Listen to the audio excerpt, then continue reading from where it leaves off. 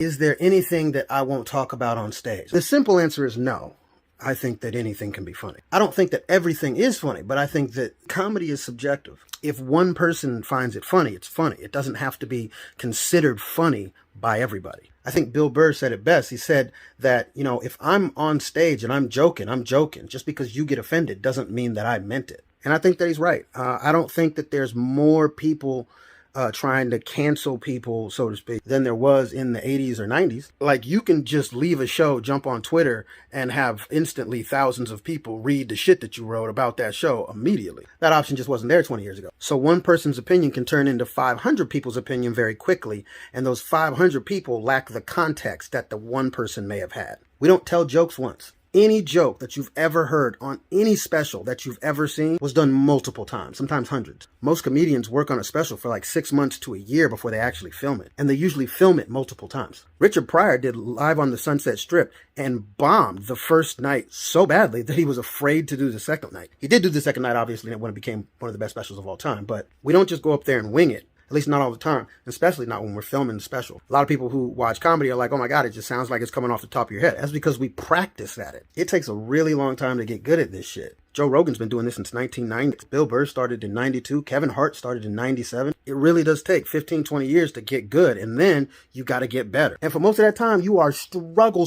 Sometimes. I don't want to make it seem like it's every time. But it's just not a lot of money in this. You do it for the love. You know what I'm saying? Or because if you don't do it, you'll be a bad person. But the idea is to make people laugh. Comics aren't going on stage to try and bomb. That's not what we're trying to do. One of the reasons it is so hard to cancel a comedian is because comedy is subjective. If I find something funny, it's going to be very difficult for somebody else to convince me that I don't find that funny. That's, you know what I mean? The other reason is we don't have a lot. Because it takes so long to become a comedian and become like financially secure doing this shit. What are you going to take from a comedian?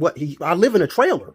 Also, if you're a comedian and you've been doing it for a long time, you've probably built up a fan base, and your fan base usually doesn't get mad at you because they know who you are and they've seen you before. Most of the people who have a problem with something that a comedian says are not actually a fan of the comedian that they have the problem with. They might know that person, but they're trying to boil the entire person down to one thing that they said. And people don't typically do that to people that they know. So like if I tell a joke on stage and somebody has a problem with something that I said, which happened, most of the time they just won't laugh at the joke. And if enough people don't laugh at a joke, most comedians will stop telling it because, again, the point is to make people laugh. Now, just because I stop telling the joke or comedians stop telling the joke doesn't mean that they no longer think that it's funny. They just couldn't figure out how to convey the funny part in their head to the audience. Sometimes you might bring those jokes back when some years have passed and you got a new way of coming at it or something. But the reason that most comedians don't really care about people who are getting upset is because most of those people are being specific. Like, you laughed your ass off when I said how crazy women are and how crazy black people are. But when I said how crazy midgets are, that's when you got offended. So see, you made it personal about you, and now you're trying to get the rest of the people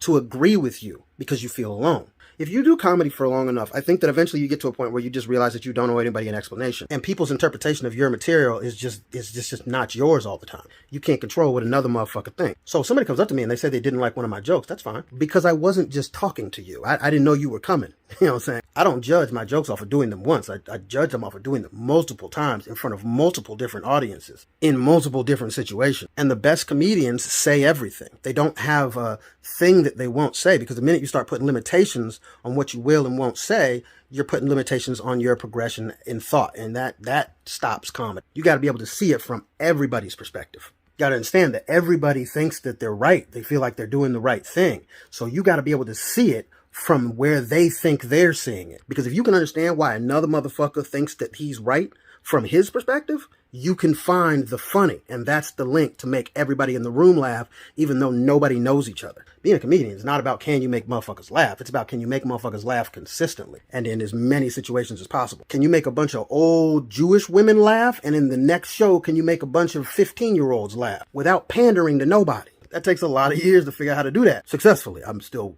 working on it. I have jokes about everything. I have jokes about suicide. I have jokes about... I once did a rape joke followed by a dead baby joke and then put another rape joke behind it.